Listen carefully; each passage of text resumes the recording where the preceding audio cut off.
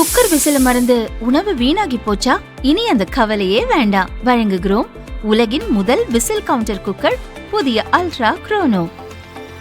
Ultra என்றால் ஆரோக்கியம்.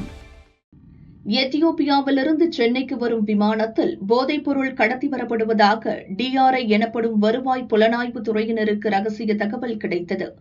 சர்வதேச போதைப் பொருள் மாஃபியாவைச் சேர்ந்த பெண் ஒருவர் அதை கடத்தி வருவதாக கூறப்பட்டது. இந்த தகவலை அடுத்து டிஆர்ஐ அதிகாரிகள் சென்னை ஏர்போர்ட்டில் தீவிர கண்காணிப்பில் ஈடுபட்டனர்.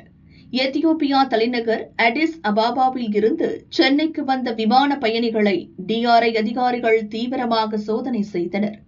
அந்த விமானத்தில் கென்யாவைச் சேர்ந்த 35 வயது மதிக்கத்தக்க பெண் ஒருவர் டூரிஸ்ட் விசாவில் சென்னைக்கு வந்திருந்தார். அந்த பெண்ணின் மீது அதிகாரிகளுக்கு சந்தேகம் வந்தது. அவரிடம் தீவிர விசாரணை நடத்தினர். அவர் முன்னுக்கு பின் முரணான தகவல்களை கூறியதால் சந்தேகம் வலுத்தது. உடைமைகளை சோதனை செய்தனர். சல்லடை போட்டு தேடினர். ஆனால் எதுவும் சிக்கவில்லை. இறுதியாக அந்த பெண்ணை மருத்துவமனைக்கு அழைத்து சென்று வயிறு பகுதியை எக்ஸ்ரே எடுத்து பார்த்தபோது அதிகாரிகள் அதிர்ச்சியடைந்தனர். பயணத்திற்கு முன்பாக பெருமளவு கேப்சூல்களை அந்த பெண் விழுங்கிவிட்டு வந்திருப்பது தெரியவந்தது.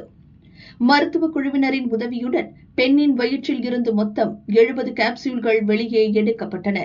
கேப்சூல்களை உடைத்து பார்த்தபோது அதில் 850 கிராம் கொக்கைன் போதைப் பொருள் இருந்தது.